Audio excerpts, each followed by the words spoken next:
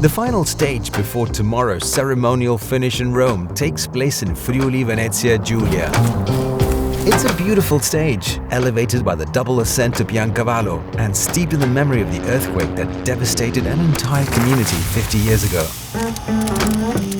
On May 6, 1976. From Gemona del Friuli to Piancavallo, 200 kilometers, rich in history, recalling iconic victories such as Pantani in 1998, Landa in 2017, and Hart in 2020. Yesterday's magnificent stage was won by the team dominating this Giro, Visma Lease bike. Once again, a yellow jersey crossed the line first, but not that of team leader Jonas Vingegaard, who's been wearing the pink jersey for 6 days now. Instead, it was one of his most loyal domestiques, Felix Gall, winner of the 2023 Vuelta. You're writing history, SFE, you write history, come on! Been hard to enjoy yesterday because it was a long travel after and already mentally preparing for a hard day today. We would like to try and go for it again with Jonas, and it'll be a hard day. The 31-year-old American was initially sent up the road by his captain to control the race. Then, once given the green light, he reeled in a brilliant Giulio Ciccone and beat him on the final stretch of a climb that proved too demanding for the Italian. Ciccone was a standout protagonist, attacking repeatedly and cresting first over Passo Duran, Passo Coi, Forcella Staulanza and the Giao, Cima Coppi, named after the great Fausto Coppi, while placing second on the Falzarego. With the points collected, he took the blue jersey as best climber from Vingegaard, a title he already claimed in 2019 and will try to defend today. Oggi è una tappa difficile da controllare perché la partenza è molto veloce, c'è da controllare il primo passaggio sul Piancavallo e sperare che Vingegaard non farà troppi punti. Today's stage begins with a rolling section across the Tagliamento plain around Gemona. The climb to Piancavallo is tackled twice, the first time after 132 kilometers and again for the summit finish. It's ideal terrain for a move from Vingegaard himself or from riders who pose no threat in the general classification but are targeting a jersey, like the big surprise of the 2026 Giro, Eulalio, currently wearing the white jersey as best young rider. It's an honor for me to share the podium with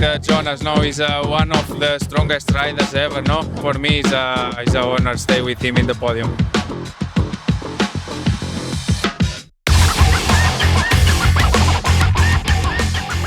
A beautiful sunny day sets the stage for this penultimate stage of the Giro. From the club with a baddie or two. She was looking in my eyes cause she wanna be my boo, be my boo, be my boo. I'm tripping in the stew. If they trying to get her back, then they might have got me. Of the 184 riders who started in Bulgaria, 152 take the start today.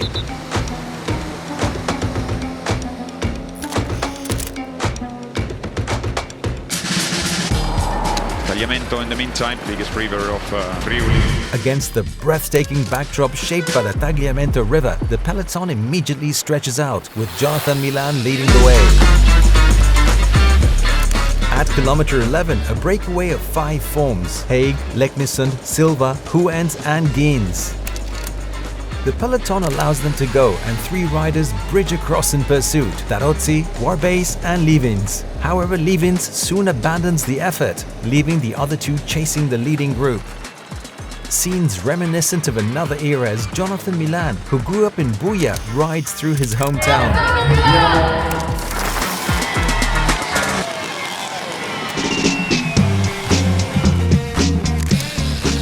He stops to embrace fans and family, then sets off again, visibly moved, carried by the cheers and warmth of his people. But the race waits for no one.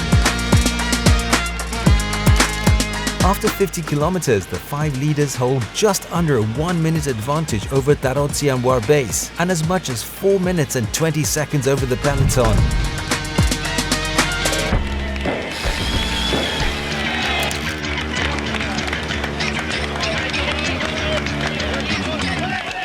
Kilometer 70, after a tremendous effort, Tarozzi and Warbase bridge across to the 5 leaders while the peloton's gap stretches beyond 5 minutes.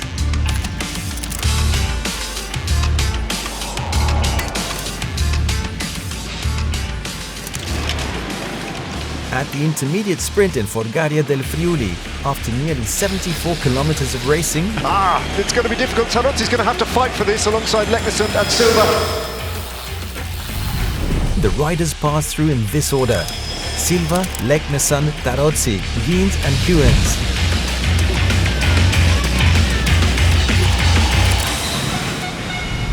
In Clauzeto, under the banner of the third category, King of the Mountains, And it goes to Andreas Leknesund.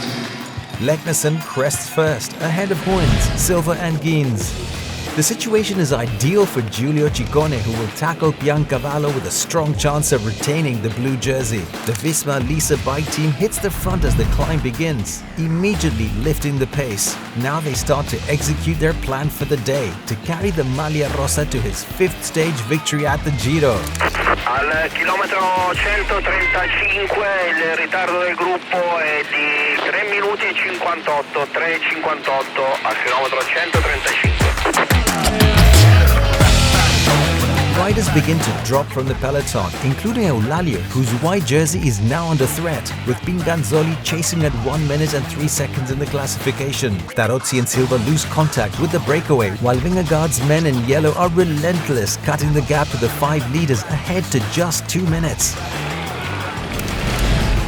Haig, Warbase and Leknesund dig deep and cross the summit of the Piancavallo KOM in that order. 36 kilometers to go. The 3 riders out front are joined by Arrieta, Grescioli and Huens. At the Red Bull KM, just over 23 kilometers from the finish, Arrieta passes first ahead of Warbase and Grescioli. The 6 breakaway riders begin the second ascent of Piancavallo with their advantage over the peloton unchanged. With 11 kilometers to go, Jonas Vingegaard decides it's time to make his move, accelerating with a pace no one else can match. He catches Grescioli and Leknesund and then rides away solo with around 10 kilometers remaining. Behind the Dane, Gall is in pursuit while Guy and Hindley launch a counter-attack, overtaking Leknesund and Grescioli. Eulalia has recovered and is among the front contenders. Pinganzoli bridges across to him and the two will battle for the white jersey over these final 7 kilometers. Young, talented and brave, they may one day fight for an even more prestigious jersey.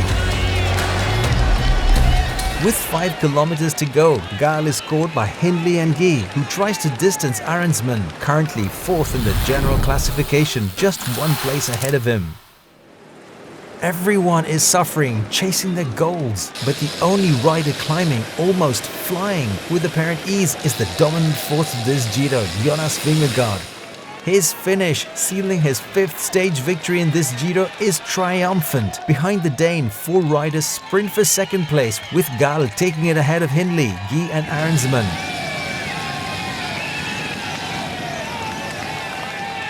You're the strongest rider here.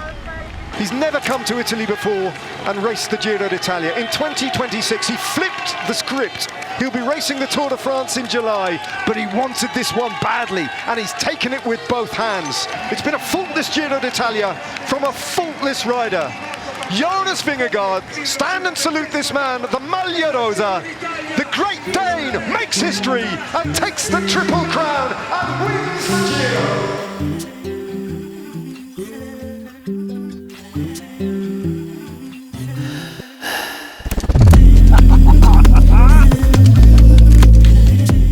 It's obviously nice that I can honor all the victims also from the earthquake. It's also special for me to have been riding in this jersey today.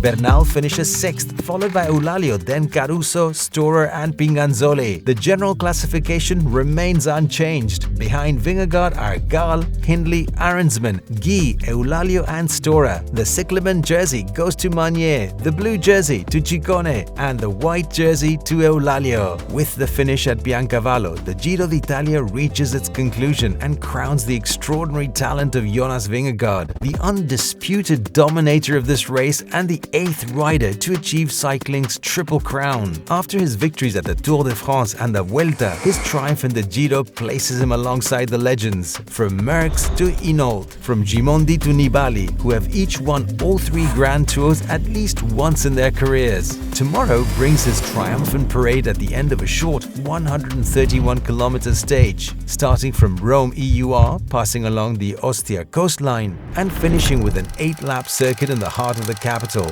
The final circuit measures 9.5 kilometers entirely on city streets and will culminate in the last sprint of the 2026 Giro.